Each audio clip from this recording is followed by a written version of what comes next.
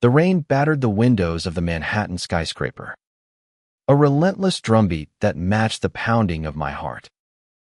I was nobody, just Ethan Carter, a 24-year-old Omega with a mountain of student debt and a fading dream of becoming an artist. But tonight, in this gleaming office overlooking the city, I was about to sign my life away to Alexander Kane, the billionaire alpha whose name was synonymous with power, wealth, and a cold, untouchable mystique.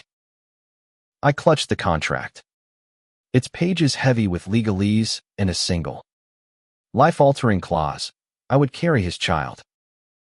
A surrogate for a man who could buy anything except, apparently, an heir through traditional means. The $2 million payout was a lifeline, a chance to escape the crushing weight of my loans and start over.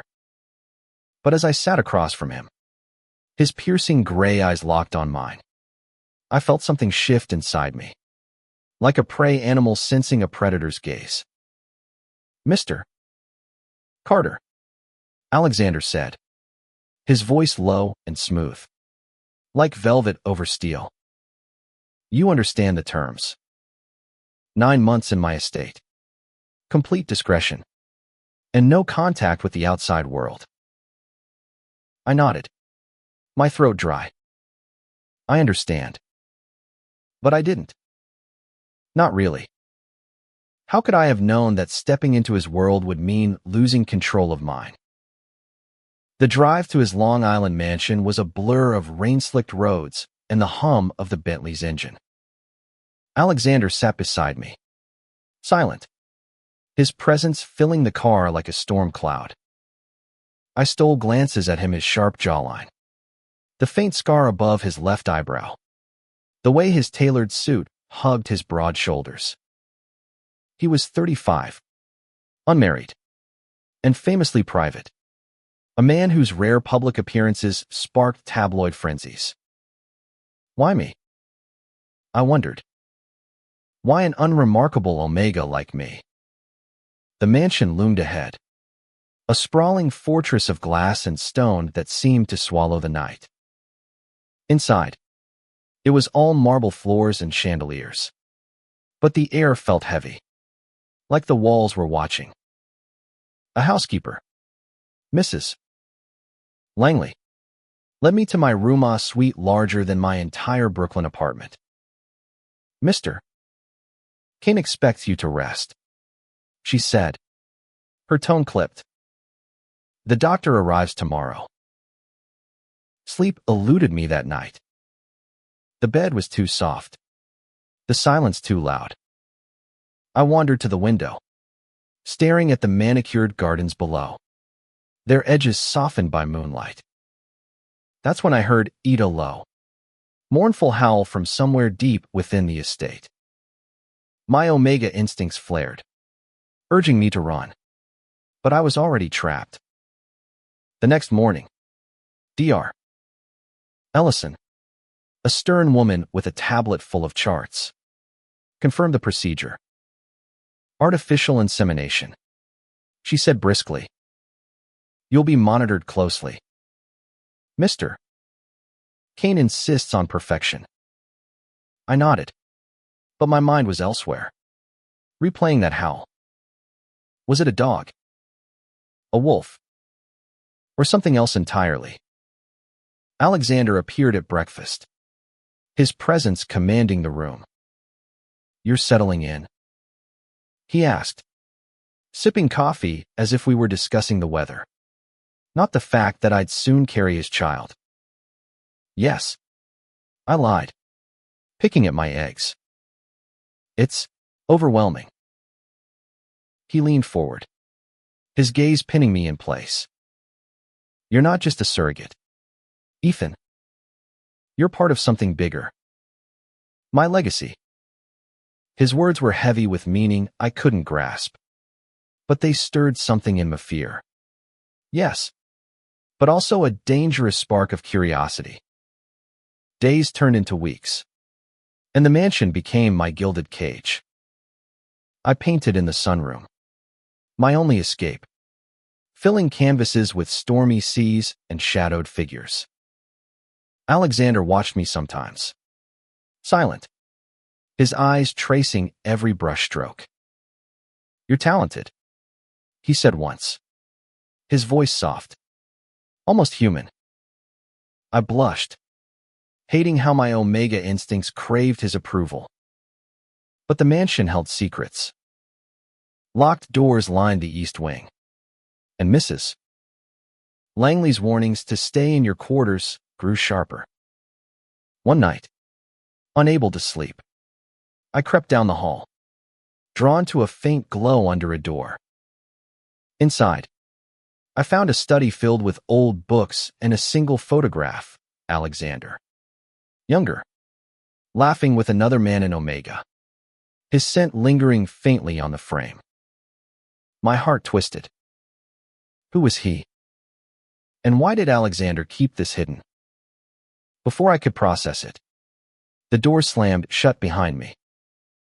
I spun around, and there he was, Alexander, his eyes blazing with fury. "You shouldn't be here," he growled, his alpha pheromones flooding the room, making my knees weak. I tried to speak, but his hand gripped my wrist, firm but not painful. "This isn't a game, Ethan. You don't know what you're meddling with." "Then tell me," I whispered, my voice trembling but defiant. "Why am I really here?" For a moment, his mask slipped, and I saw it pain, raw and unguarded. "Because I can't lose another," he said, so quietly I almost missed it. Then he released me and stormed out, leaving me alone with more questions than answers. The procedure went smoothly, or so Dr. Ellison claimed. I was pregnant, carrying Alexander's heir, but the victory felt hollow. He avoided me for days, his absence a weight heavier than his presence. I painted more, my canvases growing darker, filled with jagged cliffs and turbulent waves. My Omega instinct screamed that something was wrong, that the howl I'd heard wasn't just an animal, but a warning. One evening, I found a note slipped under my door, written in sharp, elegant script, "Meet me in the garden at midnight. We need to talk." It wasn't signed, but I knew it was him. My heart raced as I slipped into the moonlit garden, the air thick with the scent of roses and something feral. Alexander stood by a fountain, his silhouette stark against the silver light. "I owe you the truth," he said, his voice low, almost broken. "You're not just a surrogate. You're special. You're sent. Your strength, it's rare. I chose you because you're like him." He gestured toward the mansion, toward the photograph I'd seen. "James, my mate. He died 5 years ago, carrying my child." My breath caught. "I'm a replacement." "No," he said fiercely, stepping closer. "You're you. But I can't let you go, Ethan. Not when I'm falling." He stopped, his jaw tightening, but his eyes betrayed him, shimmering with something dangerously close to love. I should have run. I should have hated him. But standing there, under the stars, with his scent wrapping around me like a promise, I felt it to a pull, a connection that defied logic. "What happens now?" I asked, my voice barely a whisper. He reached out, his fingers brushing mine, sending a jolt through my body. "I don't know," he admitted. "But I can't lose you too." That night, as I lay in bed, my hand resting on my stomach, I realized I was no longer just a surrogate. I was falling for the man who'd bought my future, and the weight of his secrets was only beginning to unravel. The days blurred into a haze of longing and unease. Alexander's confession in the garden had cracked something open between us, a fragile thread of trust woven with desire. Yet, the mansion's secrets grew heavier, like shadows creeping closer with each passing night. My pregnancy progressed, my body softening with the life growing inside me. But my mind was a storm of questions. Who was James? Why did Alexander keep me here? Not just as a surrogate, but as something more. And what was the source of that haunting howl that echoed through the estate? I began to notice patterns. Alexander's absences grew longer, often coinciding with the full moon. Mrs.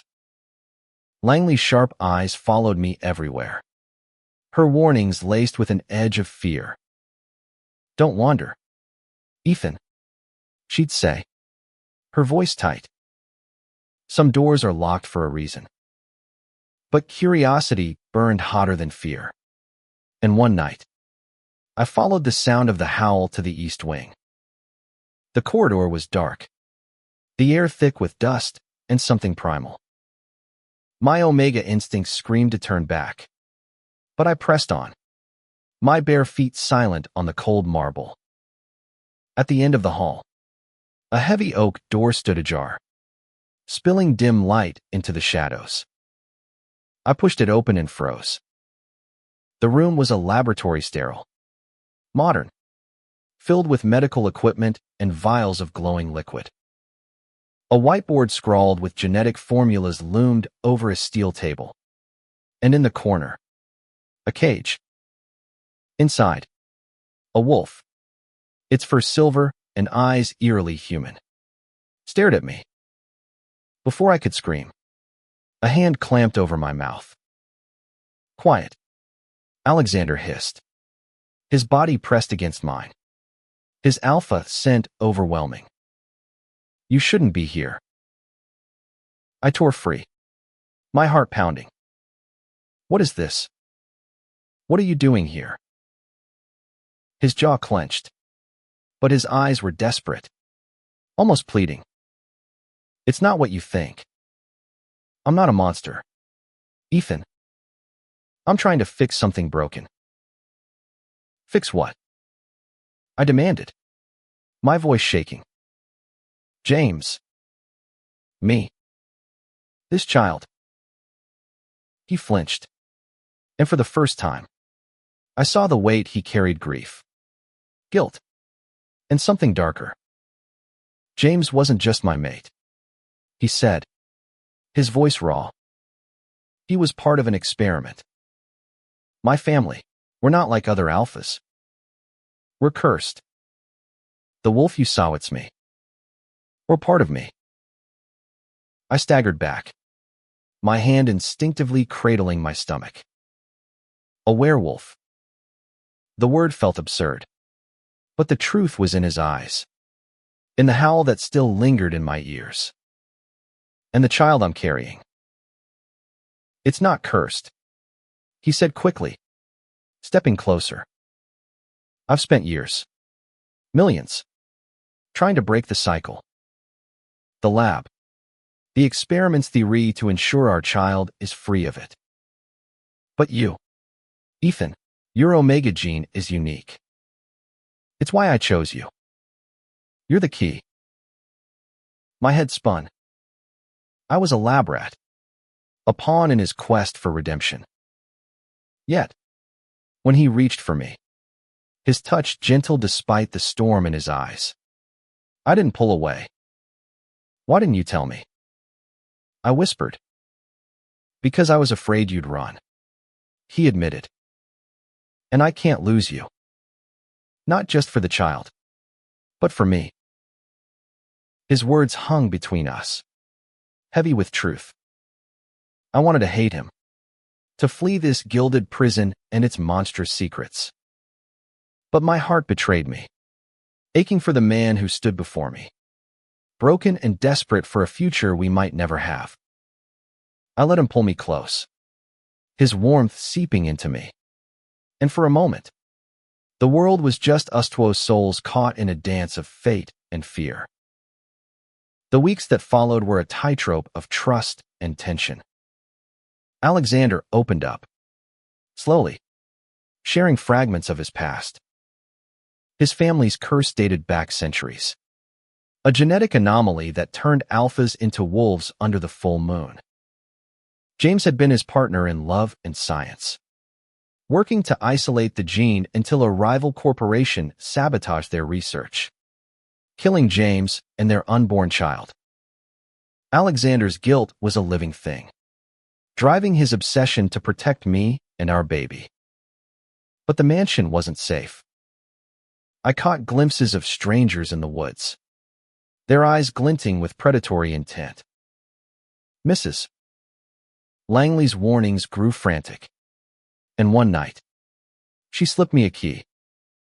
"If it comes to it, use this," she whispered, her eyes darting to the east wing. "There's a tunnel under the lab. It'll take you to the cliffs."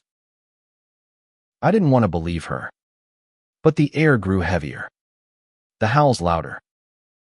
Alexander's absences became more frequent, his face drawn with exhaustion when he returned.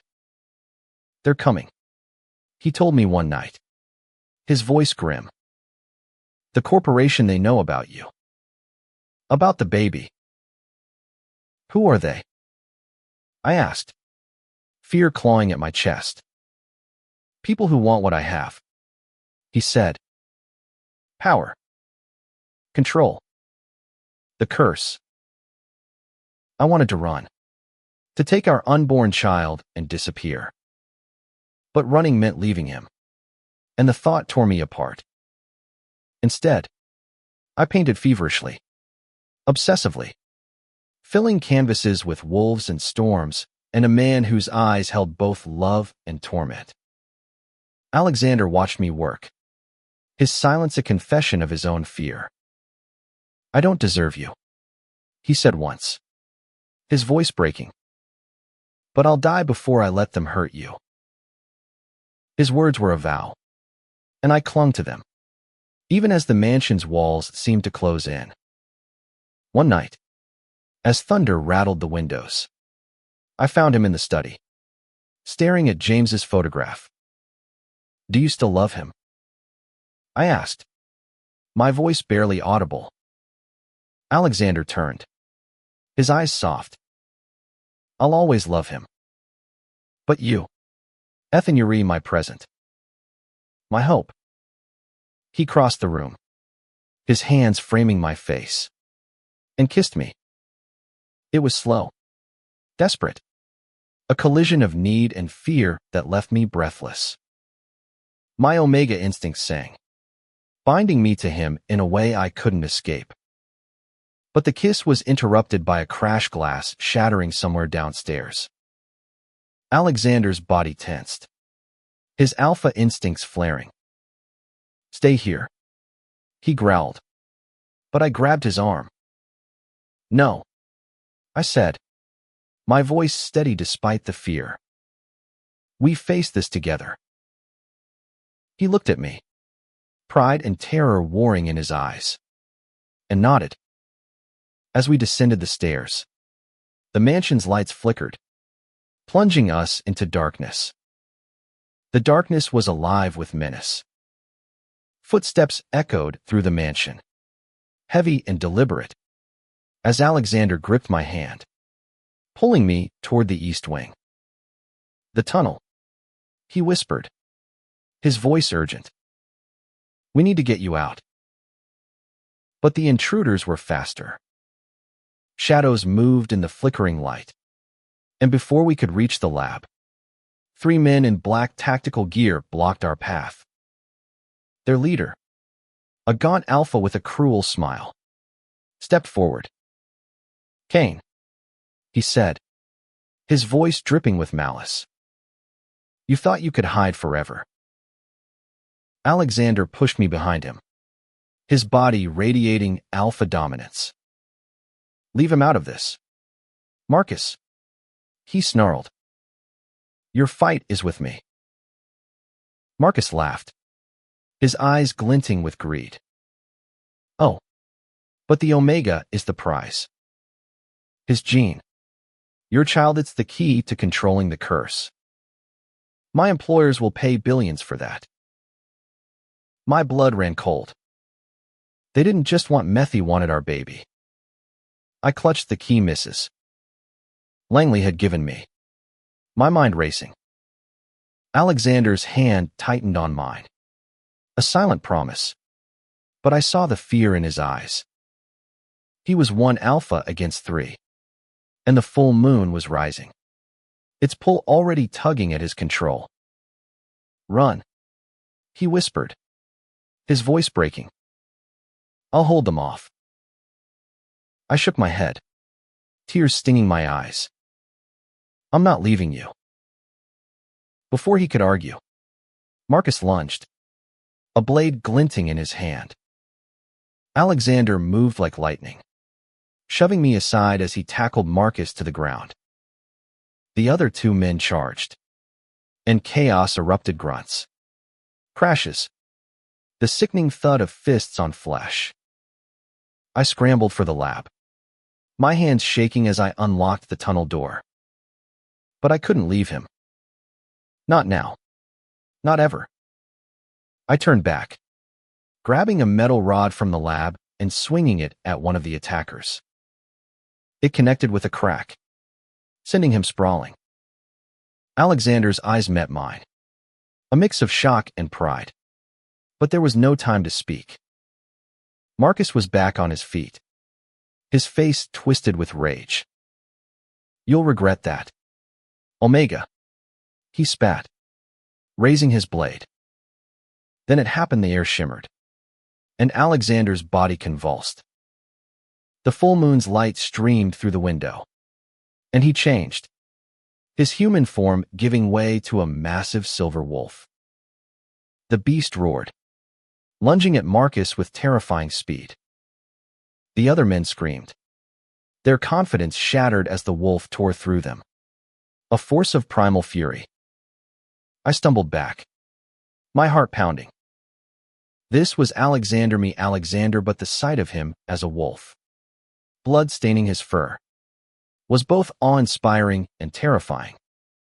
When the last attacker fell, the wolf turned to me, its eyes softening, human and familiar.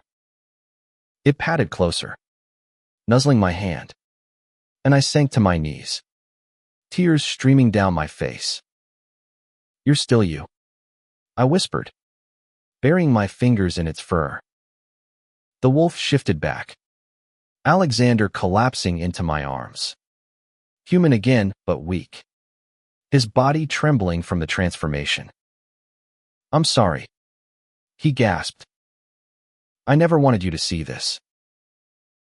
I held him tighter, my heart swelling with a love I couldn't deny. I see you, I said. All of you. And I'm not afraid. We escaped through the tunnel, emerging on the cliffs overlooking the Pacific. The storm had passed, leaving a sky full of stars and a sea that whispered of new beginnings. Alexander's arm was around me, steadying me as we stood together, the weight of the night settling into something softer, something hopeful. They'll come again, he said, his voice quiet but resolute. The corporation won't stop. Then we'll fight, I said, my hand resting on my stomach, where our child stirred. Together. He looked at me, his eyes shimmering with a love that felt like a vow. You're not just carrying my child, Ethan. You're carrying my heart. We stayed there until dawn, watching the sun rise over the ocean, its light painting the world in gold. The mansion, with its secrets and shadows, was behind us, but our future was unwritten. I thought of my paintings, of the storms and wolves and the man who'd changed everything. Maybe I'd paint this moment one day, the two of us, bound by love, defying a world that sought to tear us apart. In the months that followed, we moved to a safe house in Oregon, a quiet place where the forest met the sea. Alexander continued his research, determined to break the curse, not just for our child, but for himself. I painted, my canvases now filled with light and hope, each stroke a testament to the life we were building. When our son was born a healthy, perfect boy with his father's gray eyes, we named him James, a tribute to the past and a promise for the future. The corporation never stopped hunting us, but we were no longer prey. We were a family, forged in fire and love, and no amount of wealth or power could break us. As I stood on our porch, Alexander's arms around me, our son sleeping inside, I knew we'd face whatever came next. Because love, true love, was the strongest force of our legacy, worth more than any billionaire's fortune.